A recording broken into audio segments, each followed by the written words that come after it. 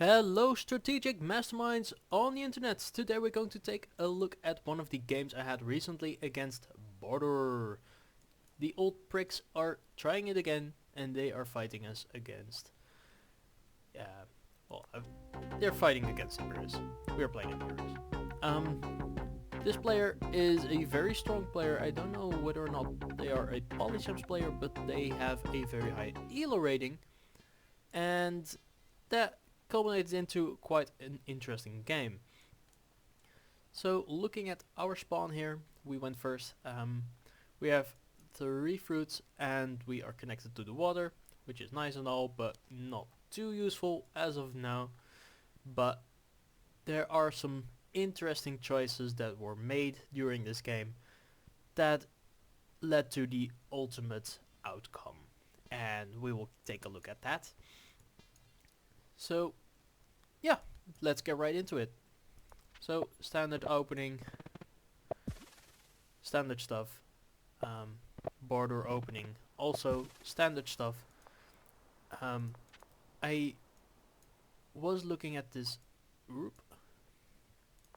opening before, and normally I would suggest that this warrior would not go this way, which is it is going, but rather it should go this way, because there's animals over here and you can actually use the animals, and over here there's only fruit and you can't harvest the fruit with barter, at least not early on.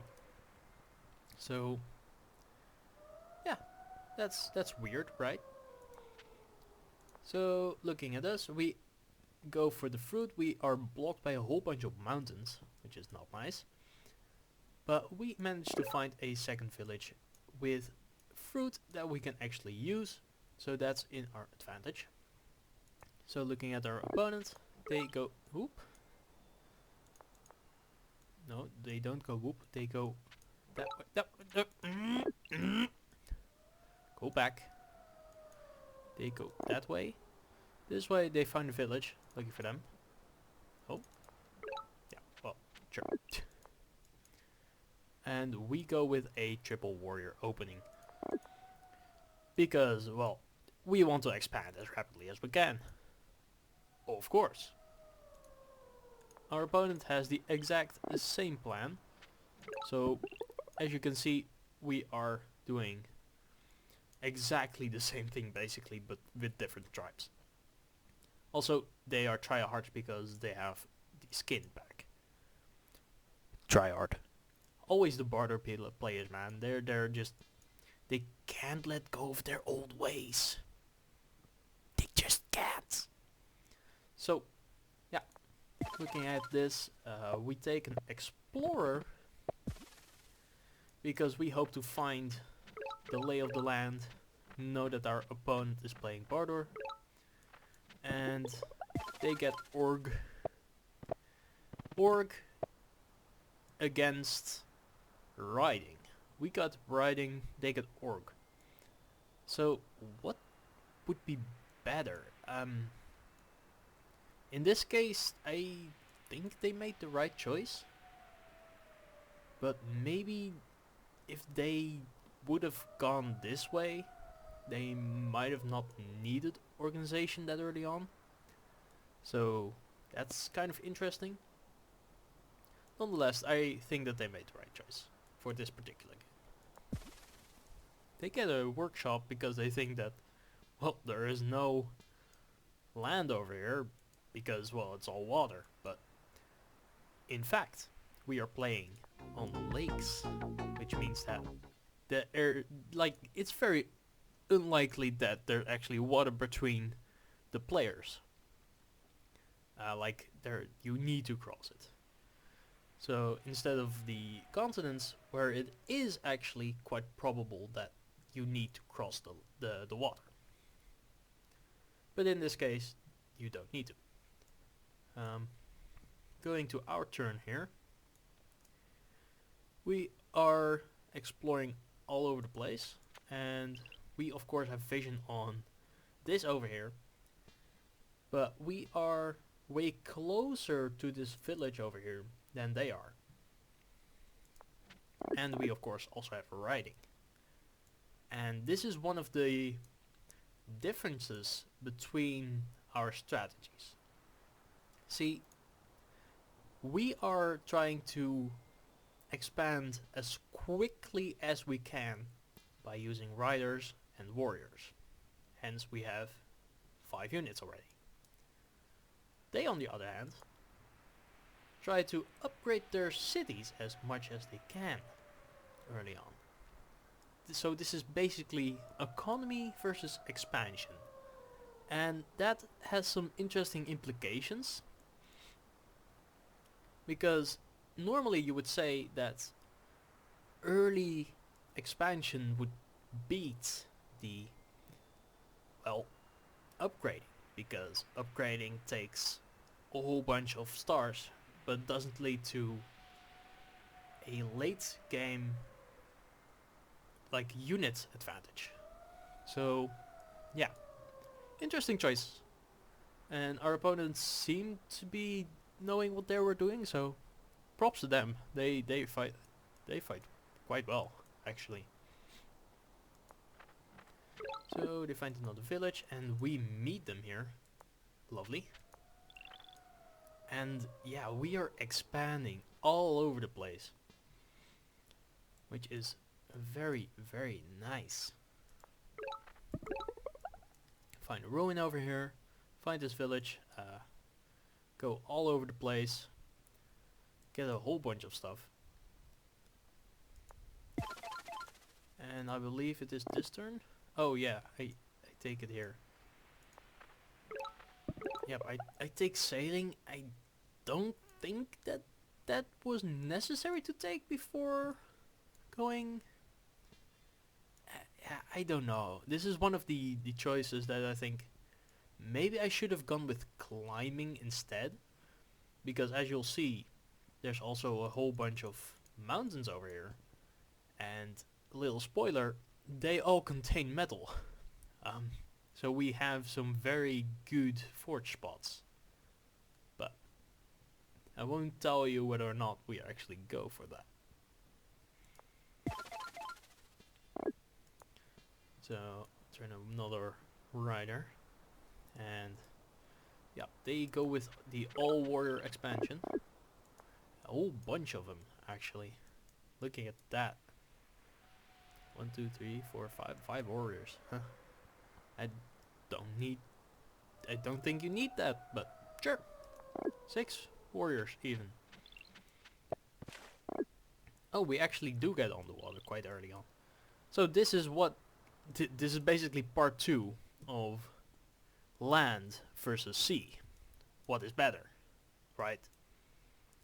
But in our case, we chose to go rapid expansion versus economic expansion. And that is a very interesting story, right? It's one of the big points that is often discussed when playing Polytopia. Is it more important to expand early on or to upgrade your cities, get a good economy? And this game is one of the better examples of which one is actually better. So yeah, stay tuned. Yep, they see us, they smack us.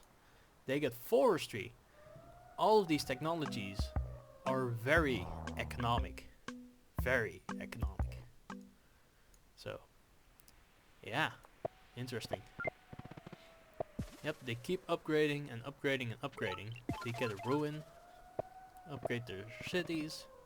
They're doing great on the economy front. We, however, are doing good on the expansion front. As you can see, we have 1, 2, 3, 4, 5, 6 villages, and they have 1, 2, 3. See, we have double their village count. I mean, that has to do with the way the map generated for a little bit, but also just the tech choices they made. They chose to go with a very slow expansion in like this way, but they didn't like go all out. And I think that is one of their choices that they could have done better. So yep, we start smacking them. Find the first lighthouse. We have doubled their cities. Get a whole bunch of workshops. They get climbing here, and they have some spots, you know, here. I don't think that is mine. No. They get, if I remember correctly, strategy from that. Yep.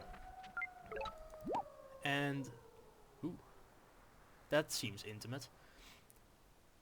So they try to go all in on getting that city over there, because well, it has a ruin, it has access to all of our cities here. I mean, they don't know that yet, but maybe there's like a land bridge over here. That might be interesting, I guess. But instead they just try to go for the siege. And if they were a little bit smarter about it, just turn this off. What they could have done here, right, is put this warrior over here on the mountain, then siege, walk with this guy over here, siege the city, and I believe that that would have made quite a difference, because this rider over here can't reach this anymore because it is blocked, so it needs to kill that. Or this guy should have killed that, but then there's not enough units to unsiege, which is a strategic maneuver that they should have made and they didn't. So this is why you should think out all of your steps beforehand. Yeah, I'm spoiling the rest of the map, but looking at that, by the way, I love this village over here. It's just so random. There's like a whole gap between this, and it will play a role later on, as well as this one. But there's not a huge gap between this one and the other villages. But yeah, there's a whole bunch of water between us. Yep, I'm going to turn this off again because I don't like that. So, strategic misplay on their part.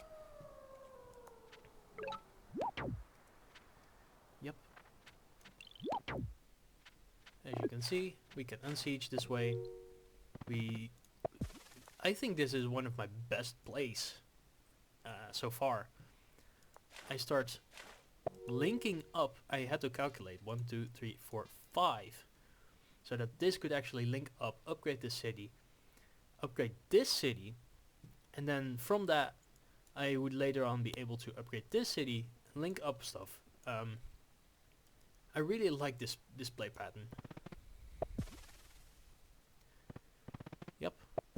See, upgrade it, get some resources, upgrade this, link it up, and this is where the economic advantage is going our way, because we were able to defend this city and they are not trying to get the advantage on that anymore. We are able to keep this city, which allows us to expand this way, which gives us even more advantage over them. And I think that they were playing a bit rushed, as if I'm looking at this. I mean, yeah, you can make these plays, but you're not going to take this ruin and you're just throwing away your units at this point. So, yeah.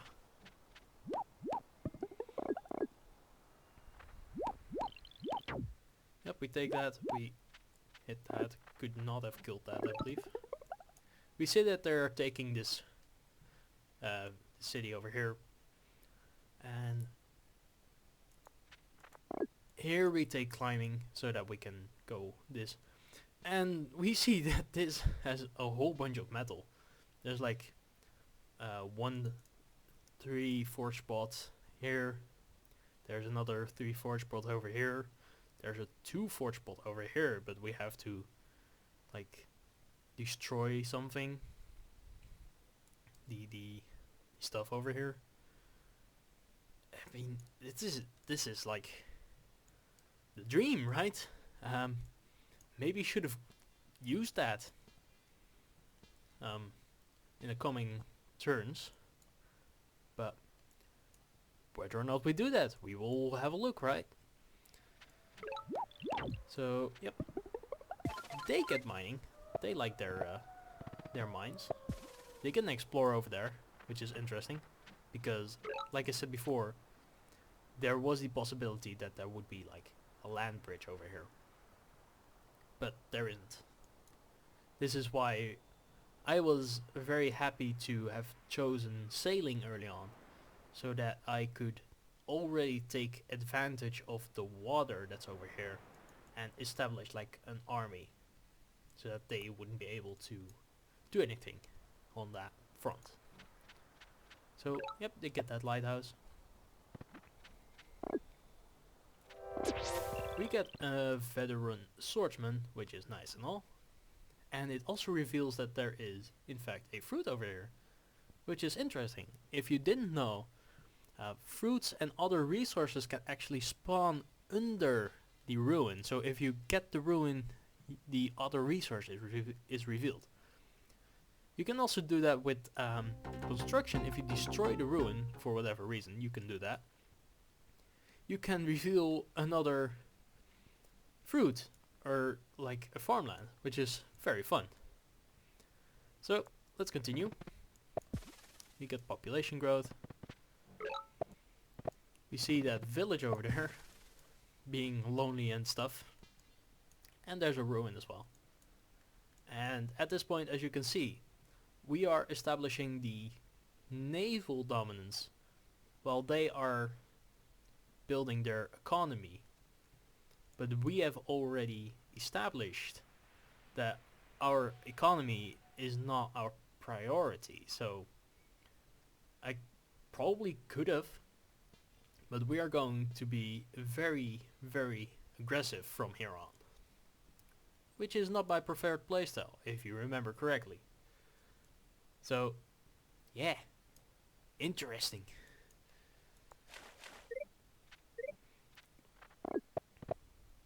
And we get the first giant on turn 10, which is nice and all. We upgrade that city. And we take some riders. They start being a little bit aggressive towards us. Start smacking us. And we also start smacking them. Seems like a fair trade. We get fishing, so that we can upgrade our city some more. And we get the first units on the water for army purposes.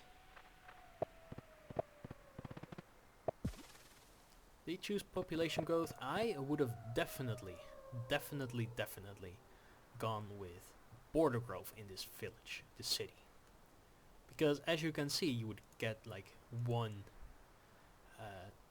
2, 3, 4, 5, 6, 7 additional populations within your borders, not counting the water, as well as like a potential 1, 2, 3, 4, 5, 6 sawmill spot right here. And I think they missed that opportunity. I mean, looking at their tech tree, it would be kind of expensive, but they would be able to afford that.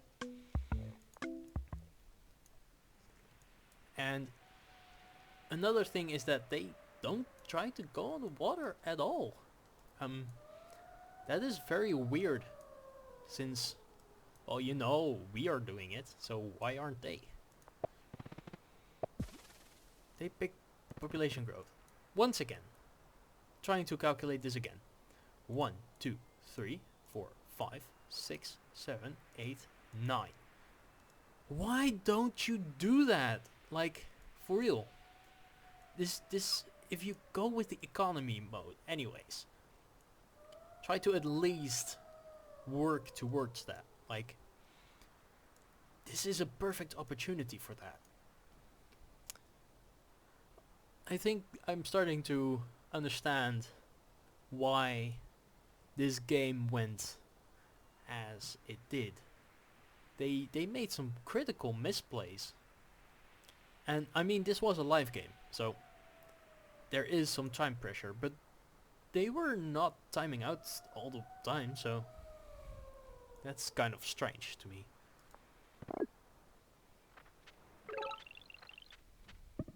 Yep, we get navigation, because we see some of these spicy boyos. So we go for those. And also looking at our village and economy, we are doing much better than they are at the moment. We have 7 cities now, and they have 4, going to 5. Ooh, I don't like their odds. And they probably also didn't like that too much. So they pick a workshop, and they need to go into defense mode, so they get a city wall. Which is very understandable for that city in particular. And I believe I make a misplay here. We get a workshop. I wanted, and that would have been a great plan. What I should have done is upgrade this guy to be a scout. Then 1, 2, 3, and then move this guy over here, so that this fog would all be eliminated, and then the explorer would go this way, so that we would actually know what we were dealing with. But not doing that really hampered the ability of us to see what was going on and whether or not we were actually winning. Looking at the score, we were winning, but you don't know because score doesn't say anything. Oh.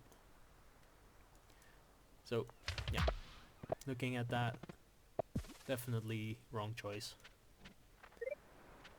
Should have probably trained. Yeah, I did. 27 stars per turn on turn 13. Ooh. I mean, the way that this battle is going so far, we are expanding rapidly. We are basically stopping our opponent from expanding. And we are slowly but surely going to outmaneuver them, is what it looks like so far from our perspective.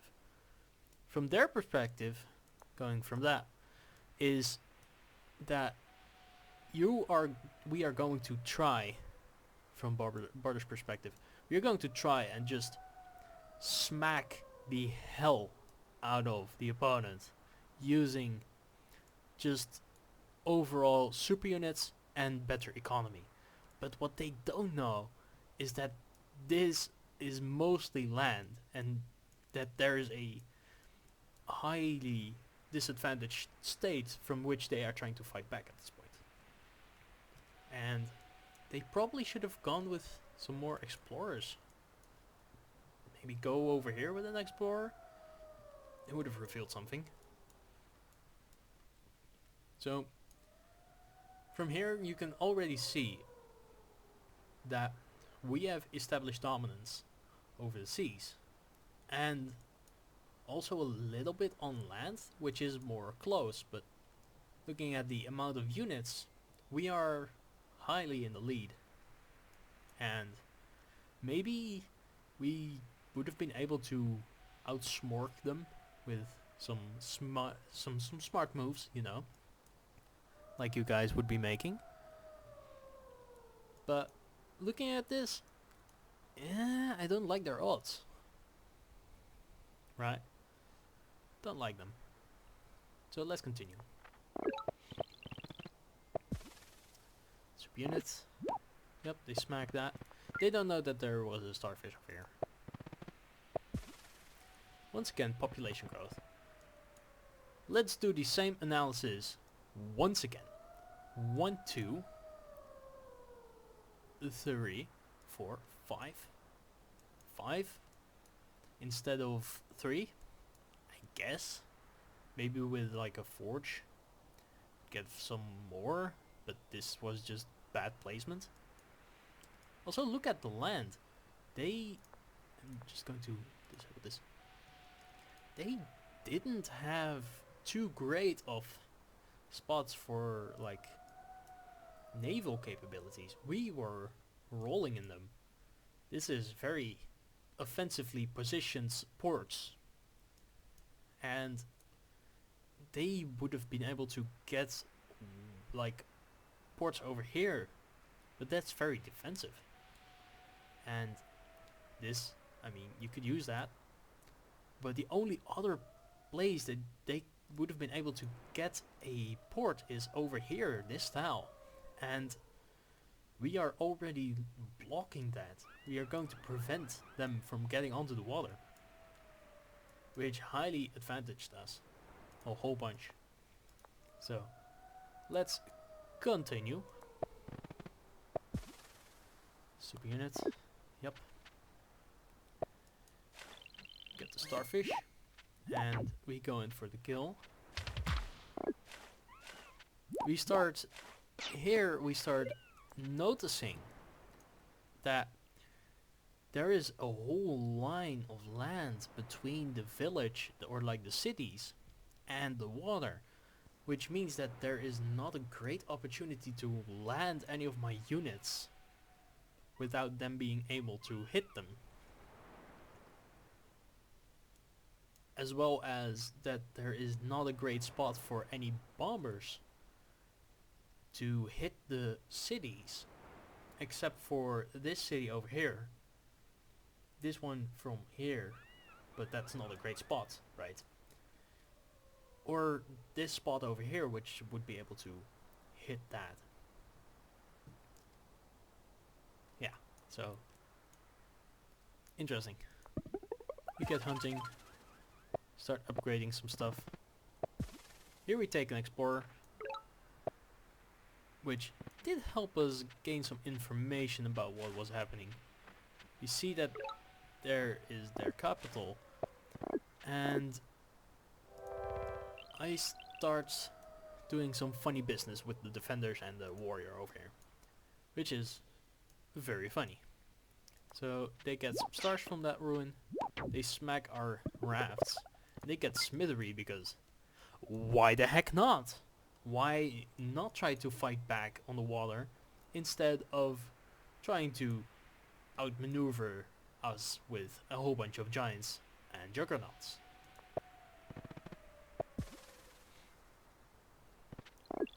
Look at that.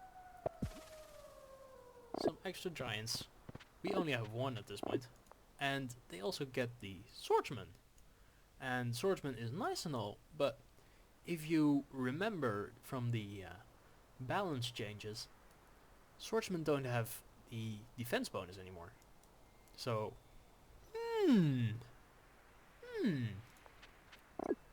weird. They're only good for offensive capabilities. As you can see here, that defense bonus was pivotal. We actually get roads, and this is one of the other misplays. Oh! I missed one. I missed one of my misplays. Yeah, look at this. This is one of the funniest misplays I have made in a very long time. If I had not made this harvested this animal over here, I would have been able to train an additional warrior over here, and that would have helped me this turn. See if I can find where it is happening.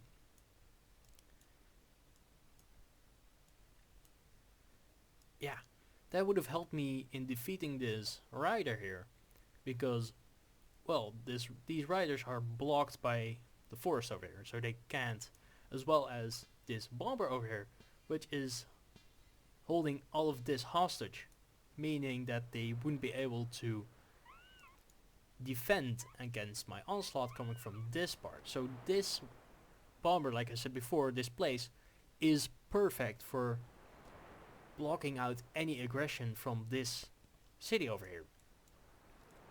So that's one misplay that cost me some turns, basically.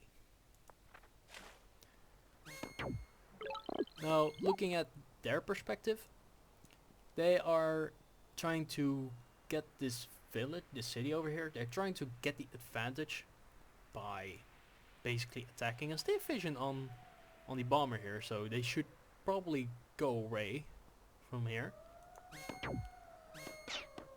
And yeah, they're trying to get the advantage from the land, which is interesting.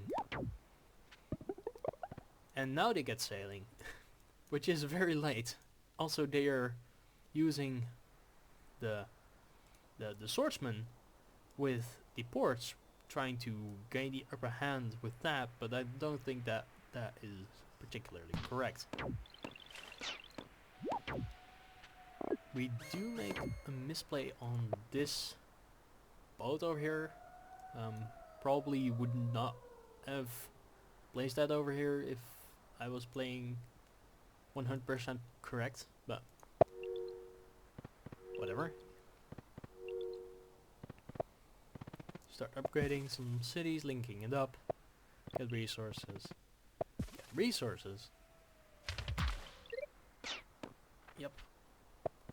Also, some turns ago we had the opportunity to siege this, and it would have probably been correct to just siege, because this is not going anywhere. There's stuff blocking us, and the place they can go, it's just not worth it. Look at this. There's a whole factory of bombers over here.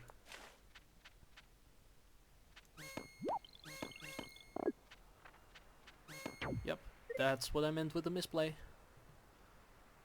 See, I have some predictive capabilities. Get another super unit. But looking at this game so far, we are in the lead. Even trying some funny stuff by shuffling around the bomber that's trained here and moving the one that is already here to another place and then replacing it with a new one. We can keep building up stuff without being too much in danger of being attacked from this side over here.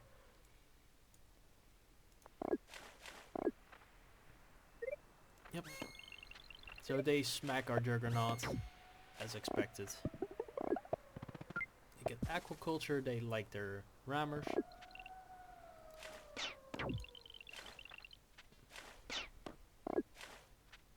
This is also a misplay, should not have placed it over here. Where did I do that?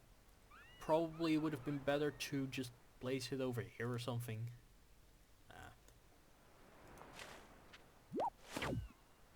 Yeah, we start smacking the rammer. And this juggernaut is in a very, very precarious position because it is going to get hit from all places, and it has the stiff ability, so it doesn't hit back when it is hit, so ooh. But it makes sense because it is blocking these rammers from going onto the water and ruining our fun here. So there was some logic behind it. We get those city walls just so that they can't siege us. And this is finally the turn where I get a warrior over here to start smacking that rider away.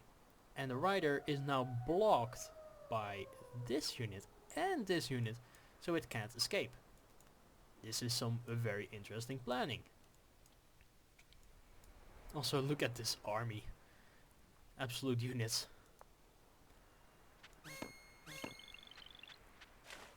Yep, from this position, they get mathematics. They need to get defending.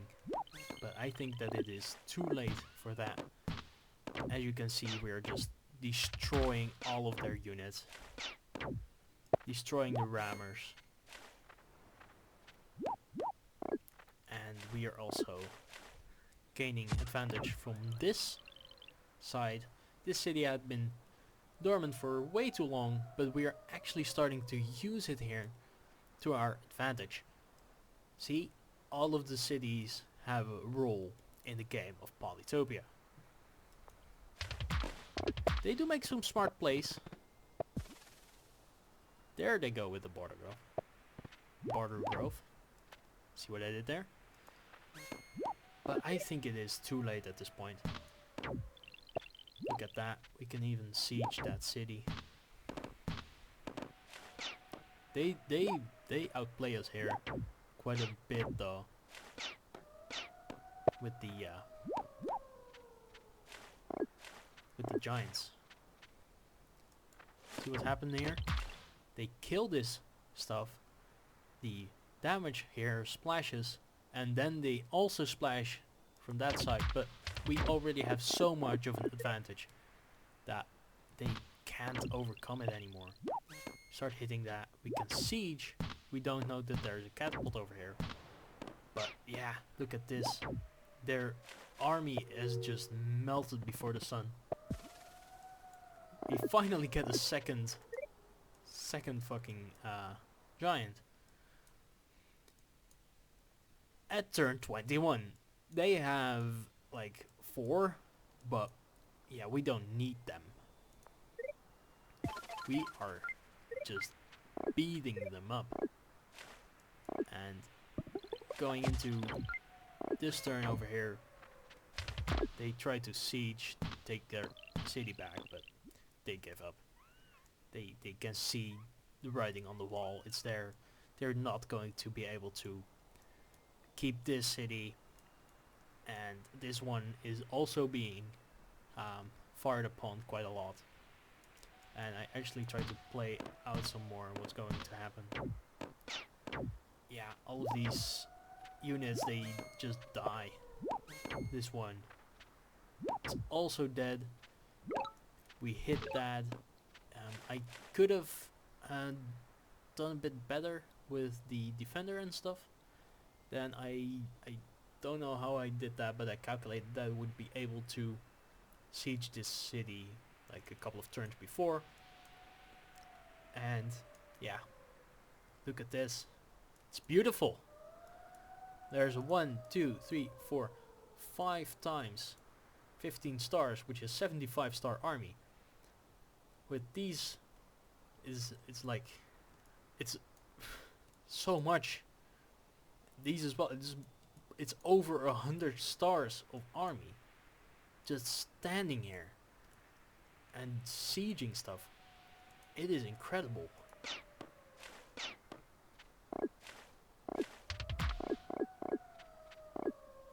This is probably one of the best games I have ever played in Polytopia. It's just so...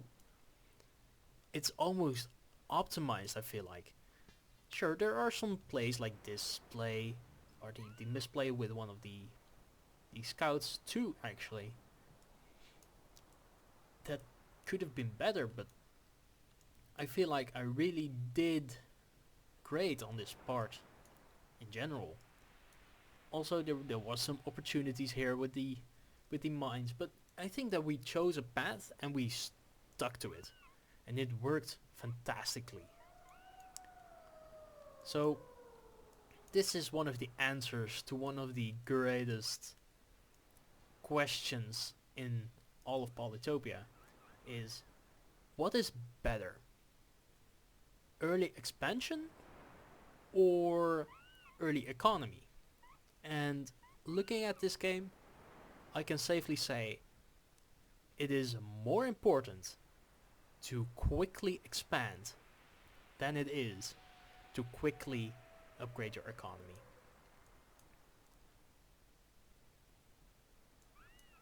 So I think that is it for today. I hope you all enjoyed. I hope you're going to like and subscribe, and you're going to hit the notification bell or something, I don't know. If you enjoyed, please make sure to let me know in the comment section, and also give me some feedback on the new stuff, the thumbnail, you know, because I copied it. Somebody told me to do so. So yeah, I think that's it for today. Hope you all enjoyed, and I will see you in a game in the comments. Goodbye.